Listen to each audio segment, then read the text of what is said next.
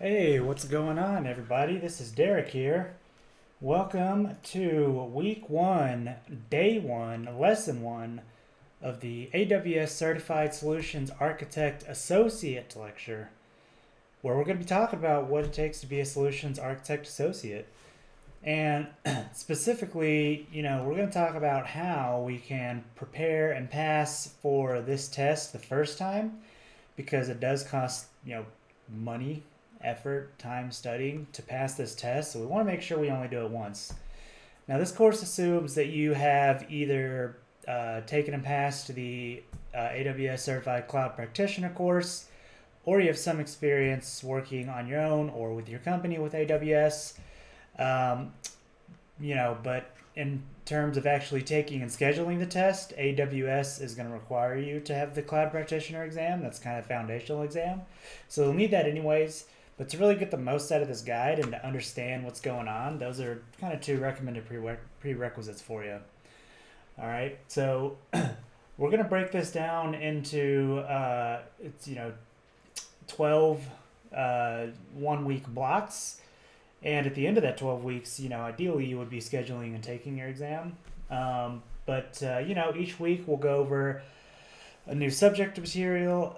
You can look ahead a little bit if you have the slides on your own, but as far as actually kind of going over things and absorbing them, it's going to be best kind of chopped up into 1 week blocks. So that's what we're going to do. All right. So let's go ahead and get into it here. Make sure I click on the right screen here. There we go. So again, my name's Derek. I'm 3x AWS certified. I've got the Cloud Practitioner, the Solutions Architect, and the SysOps Admin. I'm currently a IT support engineer, and I work with a company that makes enterprise resource planning applications, so like business intelligence tools. I'm an AWS community builder. I've got about 4 years of industry experience, and I write a lot about AWS and a few other things on Medium.com. If you want to check me out, you can go there. I've got a bunch of cool labs up that aren't going to be on this guide, so if you're curious, check those out.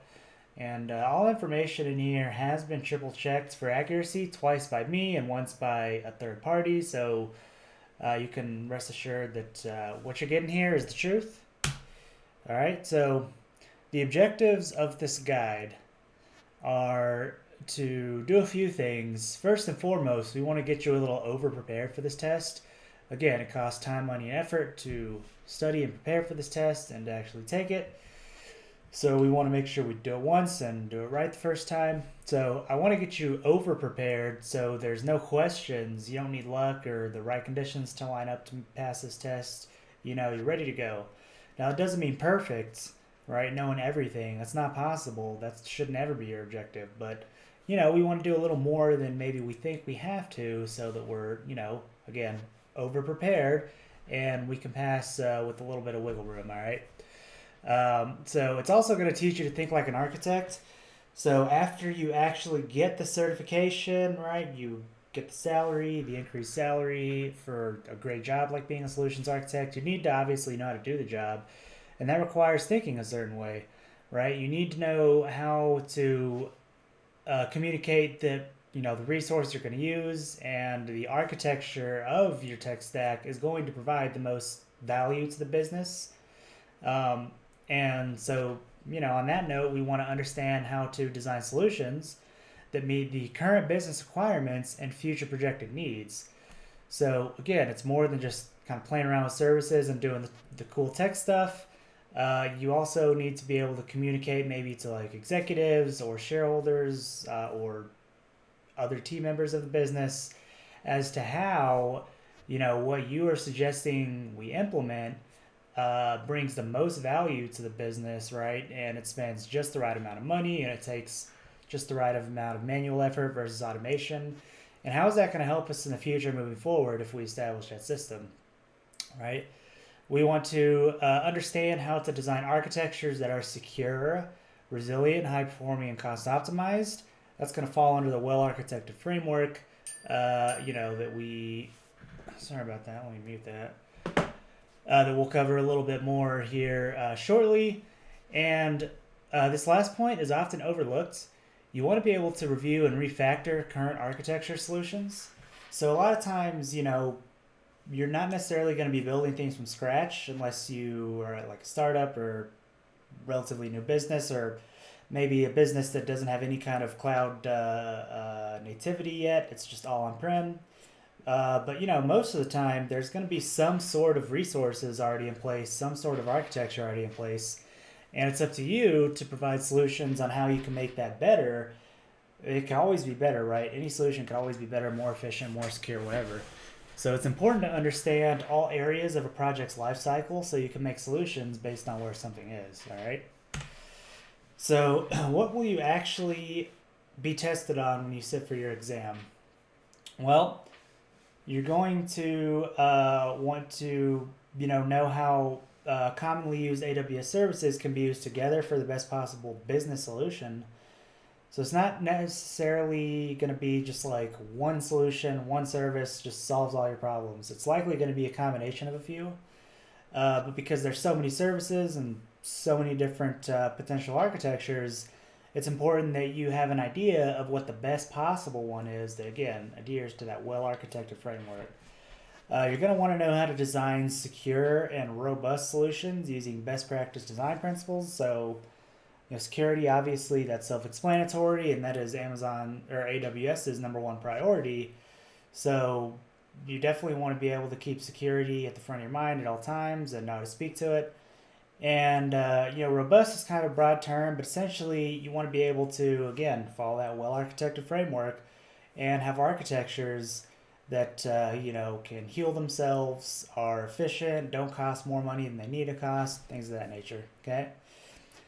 You want to be able to provide implementation guidance based on best practices to an organization throughout the entire life cycle of a project. So, kind of like I alluded to earlier, at any stage from beginning to end, whether that's like decommission or blending to something else, whatever, anywhere from that beginning to end phase, you need to be able to advise and implement better solutions, better practices, better systems to, make something more efficient and, again, bring more value to the business. All right. And then finally, you want to be able to, at least be somewhat familiar with migrating in and out of the cloud. And so that doesn't mean that you need like hands-on experience doing things on premise. If you don't work in a data center, that's totally fine. If you do, obviously that's going to help out.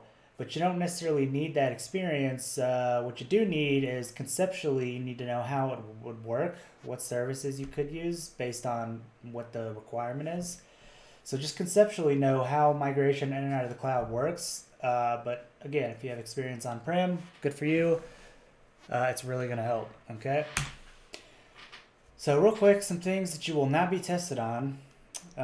You will not be tested on like any kind of coding or development or related tools. You won't be tested on the Internet of Things, IoT, augmented or virtual reality, machine learning, and other random services that we won't cover. Last time I checked, AWS has over 220 services, so there's a lot of them out there. But a lot of them you don't necessarily need for this particular exam. So if it's not in this guide, then you don't need it, so you don't have to worry about it, okay? All right, the psychology of test taking.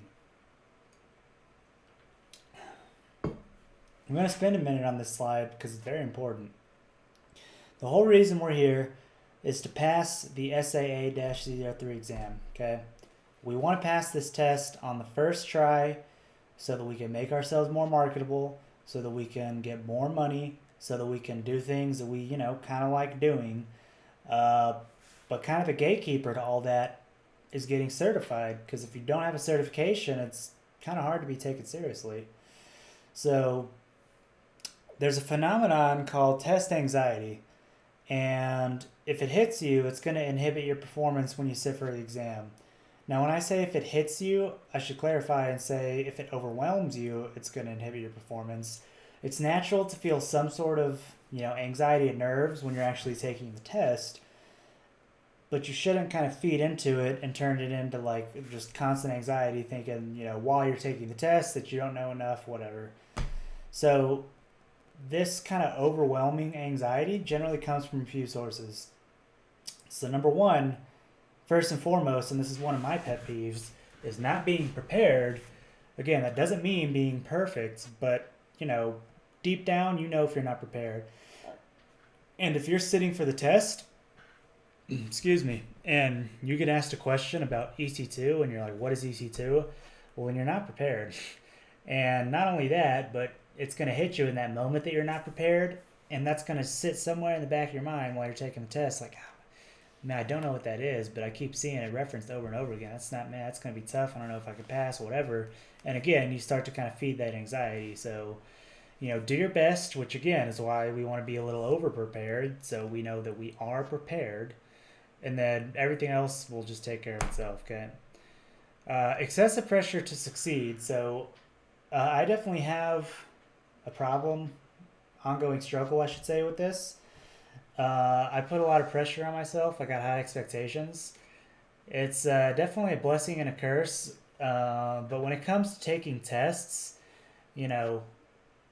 it turns me into a bad test taker, even though I know that I know what's on the test, if that makes sense. So, whether the pressure is coming internally from yourself, or maybe it's coming from like friends or family members, or, you quit your job, you're going all in, whatever, or maybe you don't want to pay for it again because it's kind of expensive, I don't know. All that stuff can, again, make it seem like, oh, I have to do this, I gotta be perfect, yeah, I gotta pass it, whatever. It's not gonna help, so, just do your best to relax. It's simple but not easy. But just, again, in the back of your mind, remember that if you are consistently beating yourself up, then it doesn't help you. So just, relax just a little bit, okay? So comparing yourself to others, this is a problem because it kind of goes both ways, right? On one hand, there's always someone that knows more than you. So it's going to seem like you don't know enough, like you should be doing more. That's going to make you anxious because you're going to feel underprepared. But on the other hand, there's always someone that you know more than. So if you look at that person and you're like, wow, I know all this stuff compared to them, that doesn't necessarily mean you're ready to pass this test. It just means you know more than someone else. So, just compare yourself to yourself. How were you yesterday? Do you know more than you did yesterday or when you started studying an hour ago or whatever? Just don't compare yourself to others and you will be prepared. And you won't feel as anxious because you'll just be doing your best to, be better than yourself. And then surprisingly, lack of sleep is going to contribute to anxiety. I say surprisingly because a lot of people don't think about it. But this is something that I've actually for many years, I neglected sleep. But over the past few years, I've really prioritized getting 6 to 8 hours, sleeping in good conditions. That's not why we're here. So I won't, go down that rabbit hole too much, but just know that when you sleep, your mind works to subconsciously remember things and heal your body and heal your working memory. So be sure to get sleep. It doesn't do you any good to pull all-nighters, all right? I promise it doesn't work. All right. So, some common strategies that you can use to mitigate test anxiety. The first one that really helped me and helps in general is finding a consistent area or environment to study. And the way I like to think about this is, you wouldn't go into your bathroom to go cook dinner, right? You wouldn't go into your kitchen to go take a shower. So why would you go study in an area that has nothing to do with studying and nothing to do with cloud computing and remembering things? It doesn't make sense. So you want to try to find, maybe it's an office, maybe it's a library, maybe it's a certain chair, whatever it is, you just kind of play around with it, but try to have it consistent across the board, whether it's like your chair, your lighting, if you listen to music, whatever. Just try to do your best to keep a consistent area, okay? Use the Pomodoro technique. So we're going to be using this for our lecture series and also our labs if they go long enough. But basically this involves like a 15 to 20 minute work period where you just kind of get after it. You're studying, you're working, whatever. And then about a 5-minute period of resting where you're not doing any of that. You're just, chilling out, Googling stuff, whatever you want to do. Just not thinking about work. And that helps you to stay fresh instead of kind of burning out trying to just go for an hour or two straight. So you'll get quite familiar with the Pomodoro technique as we go along here over the next few weeks. Stay up to date with the core syllabus. So if you fall behind, then again, it's going to make you anxious because you're going to see, oh my God, I need to learn about databases still and encryption and security and yada, yada, yada. It's going to be overwhelming, especially as that date gets closer to when you actually have scheduled your test. Okay. So stay up to date with the syllabus, and you will not feel anxious about, just being overwhelmed with what you don't know. Okay. Take the practice tests. So when you take the practice tests, it's going to simulate what the real test would look like. That'll boost your confidence, and the type of questions that you see on the actual test won't be as unfamiliar, and you'll have a better idea of, again, how to implement test taking strategies. And subconsciously, your mind will already have taken this test because you're doing practice tests, so you'll feel slightly more relaxed. Okay. Again, proper sleep, exercise, and nutrition habits. So sleep, try to get 6 to 8 hours. Exercise, try to break a sweat, and then nutrition, just try not to eat junk and drink water. Um, you know, again, we're not here for that, but those are some good kind of rules of thumb.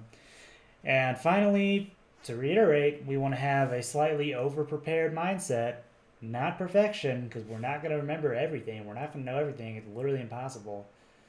So just do your best to, do more than you think you need to do, and the rest is going to take care of itself. All right.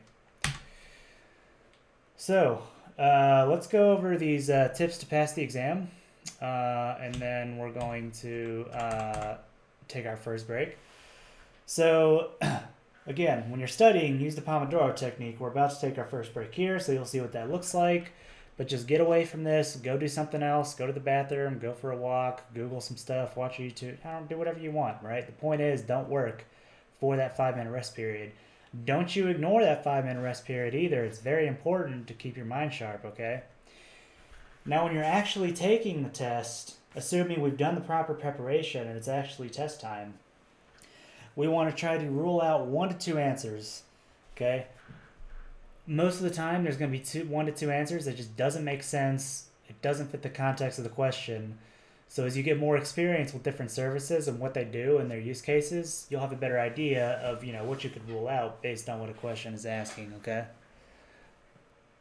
On that 1 to 2 note, really try to pick out 1 to 2 keywords in a question. So if you are looking at a question, it's not going to be uncommon where it's maybe going to be like 4, 5, 6 plus sentences. So it's kind of a long-winded question describing where a business is and what they're trying to do. When you're reading the question, maybe there's they say but they are looking to save money on their EC2 instances, right? The keywords there would be save money. So you want to start thinking about maybe some answers that involve like cost optimization and like maybe in that case using spot instances or whatever. But again, there's going to be some keywords in the question that will allow you to, again, rule out 1 to 2 answers and really start to look for that best possible solution, okay? You want to look for the best possible solution because there's going to be many times where, technically there's 2 correct answers. They would both theoretically work given the use case, but one of them is going to be better than the other. The question is going to tell you which answer is going to be the best possible, right? Because, again, to go back to our earlier example, say they want to, they're looking to save money on their EC2 instances. Well, you could perhaps, if you had 2 answers that you narrowed it down to, and one of the answers said, use spot instances, and then the other answer said use, auto-scaling groups. Auto-scaling groups would save you money, technically, because they could reduce the amount of instances you have out there. But spot instances can save you up to 90% on your computing costs, so that would be the better answer, all right? That would be the best possible solution. So remember to look for the best possible solution. Let me freshen up here real quick. So be careful of always, never, and manually. And those 3 words generally are not an answer that's correct. Especially the word manually. I mean, the whole goal of cloud computing and tech in general is to try to automate as much as you can. So you never want to be like manually fixing stuff or setting stuff up, whatever. So just be careful if you see answers that have those words in them, as they are generally not going to be correct. Okay. This one I actually learned in college, and it really has helped a lot since. The day before your test, just chill out. Just do whatever you want to relax, indulge in whatever hobbies, whatever you want to do, but do not study because if you don't know something the day before the test, you're probably not going to remember it if you need it on the test. And the problem with studying before the test is, again, there's always more you could know. So if you see something the day before the test that you don't know, you're going to scramble to review it, and then you start thinking about, oh God, well, how much else don't I know? And then you start contributing to that test anxiety loop. So the day before your test, you just want to chill. You want to be in a good headspace, all right? And then when you're taking the test, remember the pillars of cloud computing. We're not going to go too deep into these. You can look up like the Well Architected framework if you want, and the pillars of cloud computing from AWS. Just Google it. But operational excellence, security, reliability, performance efficiency, and cost optimization. Those are going to be your pillars of cloud computing that should generally guide your decisions when you're designing workloads. All right. So it's been about 21 minutes. So we're going to go ahead and take about a 5-minute break. And then when we come back, we will continue on. All right. So let's go ahead and take 5.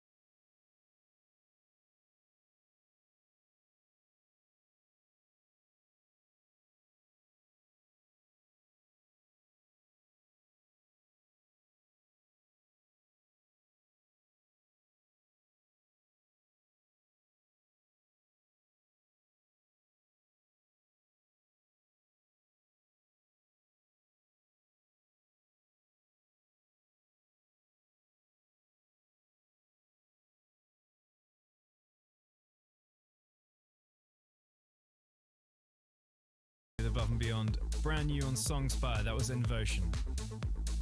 Time for one final round of messages from you guys. Cole would like a shout out to his best friend Dawson and his girlfriend Maddie, who'll be joining him on his birthday trip to the group therapy weekend of the summer. He says he can't wait to experience it for the first time with you both. Greg from San Francisco would like to give a shout out to his husband John, who showed him ABGT many years ago. All right, welcome back. Carry on. All right, so moving on here.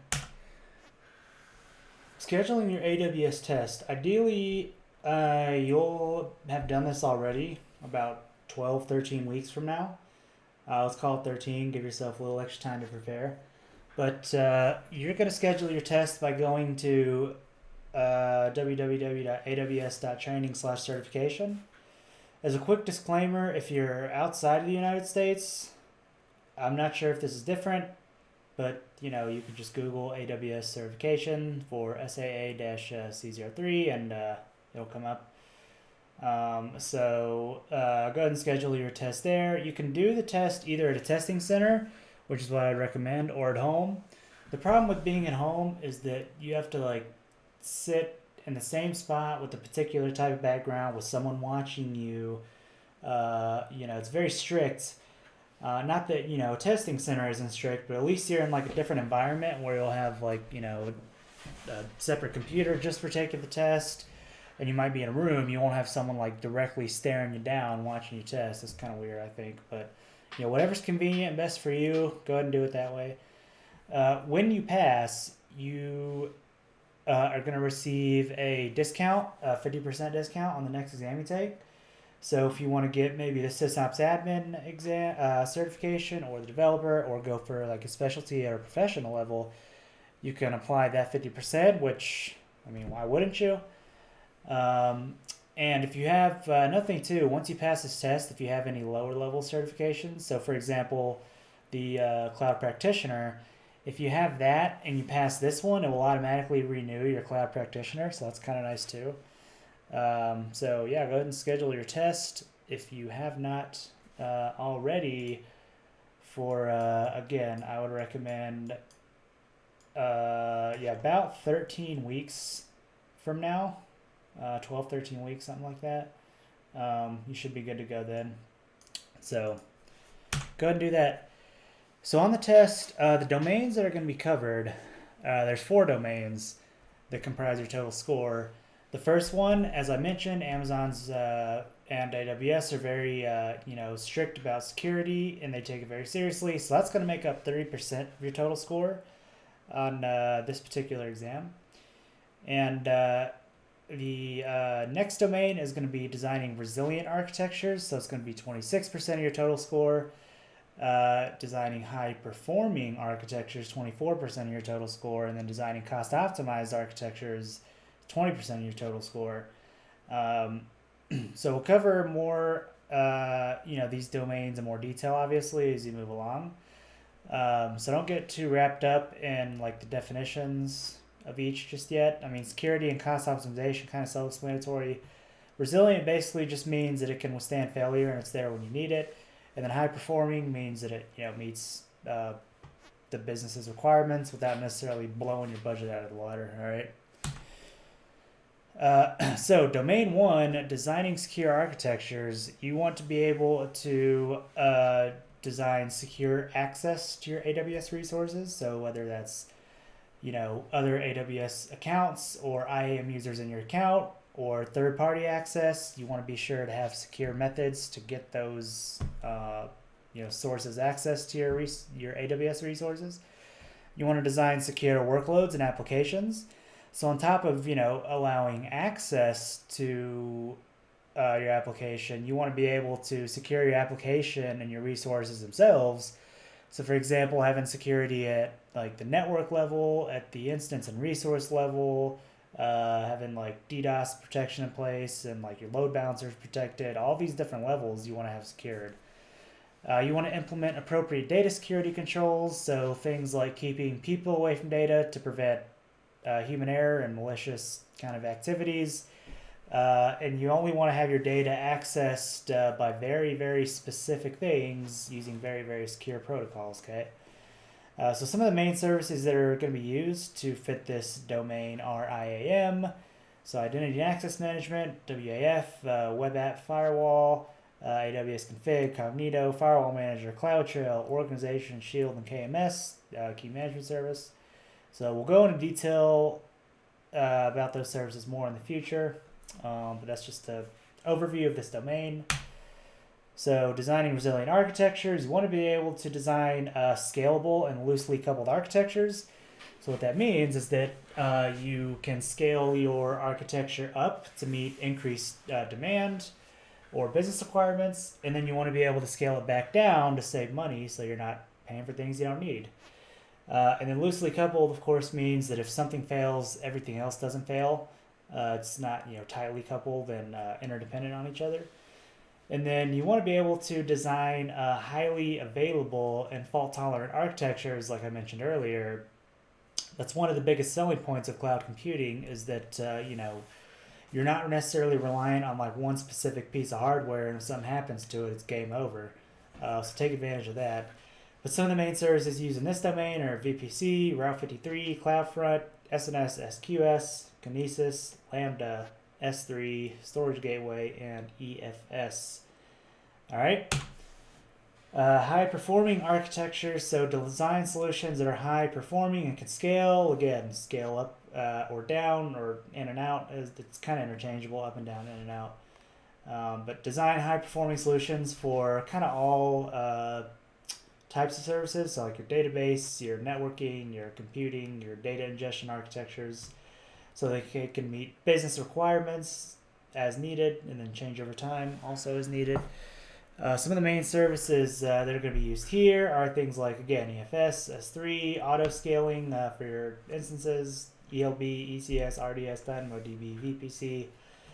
And finally, cost optimization. So, in all areas of your architecture, database, compute, networking, storage, right-size them so you're only paying for what you need. That is, again, one of the big draws of cloud computing is that you can use only what you need and only pay for what you use, as opposed to, again, buying a bunch of servers, spending a whole bunch of money up front, and just hoping that it's the right amount.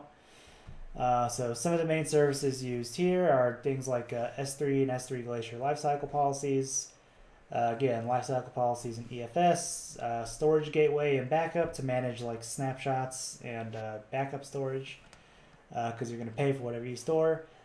So those are some things to keep in mind for cost optimized architectures. All right. So now we're going to look at just a quick overview of cloud architecture. Kind of what it is and what's required of a cloud architect. So a cloud architect is responsible for designing, building, deploying, and maintaining business applications in the cloud. So again, at all stages from the beginning of the design to the actual implementation, you need to be able to speak to it and communicate to others why your solution is the best and why it's going to provide business value. On that note, you need to be able to understand business objectives along with cloud technology so that you can communicate with people like shareholders and executives who don't necessarily care about the inner workings of your cloud architecture, but obviously the business they run depends on it.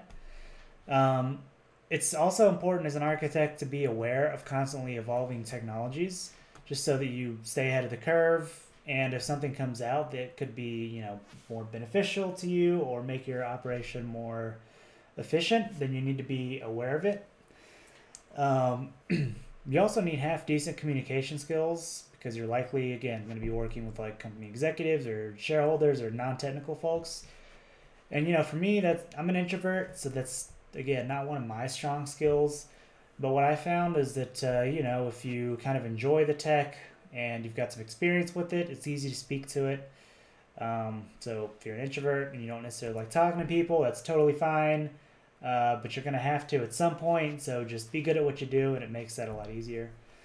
And in general, cloud architect is a more senior role. You need a little bit more experience since you are going to oversee all areas of a cloud deployment, and or migrations. So you want to be able to handle kind of whatever is thrown at you. So yeah, keep that in mind as we move through this course here. So the focus of this certification is on the design of cost and performance optimized solutions. So again, AWS wants to know, can you essentially build solutions around what we've recommended in our well architected framework and provide the best possible answer to, any number of business kind of requirements and questions. So again, to do that, you want to have an in-depth understanding of the well-architected framework, and again, you should kind of already understand that, especially if you've taken the cloud practitioner exam. But if you're not really sure what that is, I mean, you could just go Google AWS Well Architected Framework, and it'll come right up, and it'll walk you through all the pillars. But to just give you or before we get there, let me not get ahead of myself here with misclicks. Having some of the following would help when you are actually kind of sitting to take this test or just being an architect in general. The more experience you have with AWS technology and services, obviously that's going to help. If you have on-premise IT experience, like I kind of mentioned earlier, and you understand mapping like on-premise resources to the cloud using gateways, for example, then that's going to be huge and very helpful. And if you perhaps have experience working with something like Azure or Google Cloud Provider or another cloud provider, that would be helpful because being an architect in the cloud is relatively similar across all platforms. But just some of the terminology and the inner workings of the services are going to be a little different, right? So real quick, we're going to just a high-level overview of the Well Architected Framework as a refresher. Again, you should have a pretty decent idea of what's going on here in these pillars. Again, if you don't, then I would definitely recommend going through the white paper on each of the pillars. There is another pillar called sustainability, which is new, but honestly, I don't really know like how they're going to test you on that, other than say like, hey, don't provision more than you need because like you're taking up like hardware, I guess, and actual physical resources that could affect the environment. I don't know. So we're not going to talk much about sustainability, and you're not really going to get tested on it, but I guess it's important to know it's there. But the actual kind of main ones that you will definitely need to know as an architect are operational excellence, which is the ability to support development and run workloads effectively while continuously improving processes to deliver business value. So again, how can you best possibly contribute to your business operations, right? Try to automate as much as you can, save money where you can, things of that nature. Security, so you want to protect your data at rest and in transit at multiple layers. You want to protect your systems.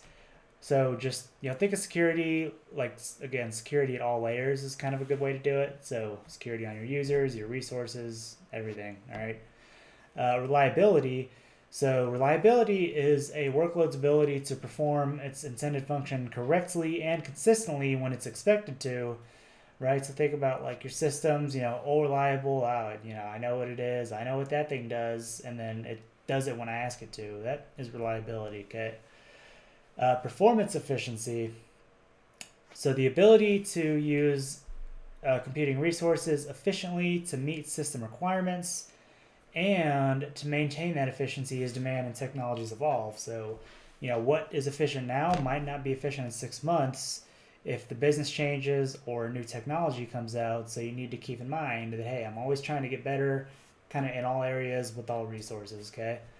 And of course, cost optimization. This one is pretty self-explanatory. You want to be able to run systems that deliver business value at the lowest price point. So again, just pay for just enough to give the most business value and what's needed without overpaying, right? If $1,000 a month supports your business and helps you make the ideal amount of money, then why would you need to spend $2,000 a month? It doesn't make sense. You're just cutting into your profits. All right. So the AWS Global Infrastructure, we're just going to power through here. So the AWS Global Infrastructure refers to what makes the cloud possible, which is a network of computers, servers, and whatever, all the other physical, actual hardware and resources around the world that you pay to use. So it's easy to forget when we're doing cloud computing that these things exist, but you're not just doing stuff out of thin air. It is happening on actual servers around the world, depending on where you set your stuff up, and it's on AWS to secure and patch and maintain and whatever all these the actual hardware and the data centers and all that. The AWS Global Infrastructure consists of the following, and you're without a doubt going to want to know these. So you have regions, which is a geographical location comprised of data center clusters. So there's currently 31 active regions as of January 2023. So think of a region like, for example, US East 1 is North Virginia, US West 1 is Oregon, and then there's, I think it's EU West 1 is European West, something like that. I think it's in Germany. But all the regions have names. So, like, actually where it is, like North Virginia, and then other types of names, like US East 1. But that's an actual region, right? It's a physical geographical location, okay? Availability zones are within regions, and they are one or more physical data centers within a region that have their own separate power, networking, connectivity to each other. So there's multiple availability zones within each region, and some regions have more than others. Like I think US East has like 5 or 6 availability zones, whereas US East 1, I should say, North Virginia, the main region, whereas like US West 1, I believe it only has like 3 or 4 availability zones. But the point is, each region is going to have multiple availability zones, okay?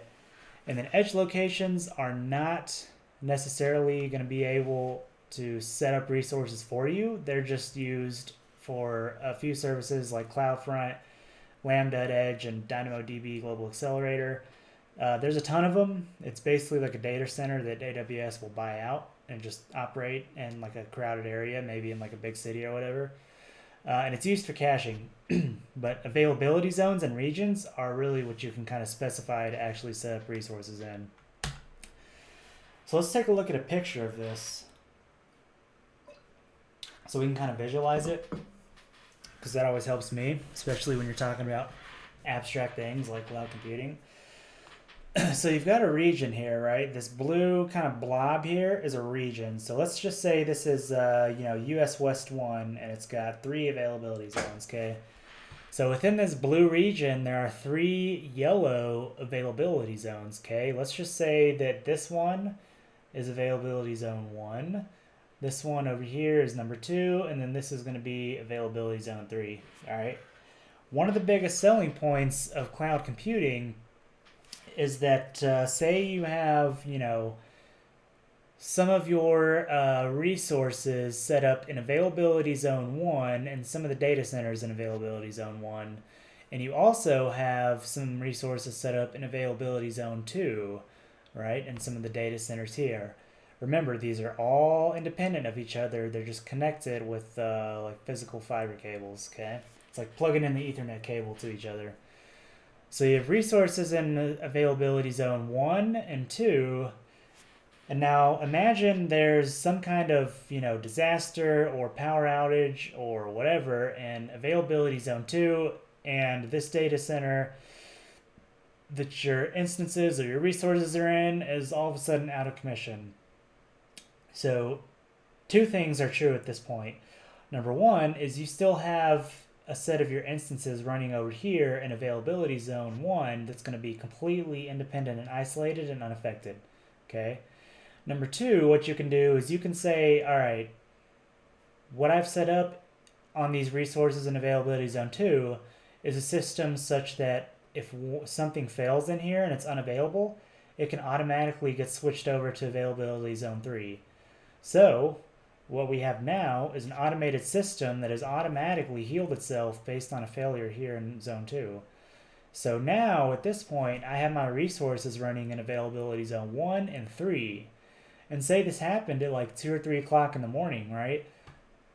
Are you going to wake up and fix this yourself? No, you can just set up computers and systems to do this for you, right? So that's, again, one of the biggest draws and biggest value adds of cloud computing is that you can essentially have unlimited uptime for your services and your applications and your resources.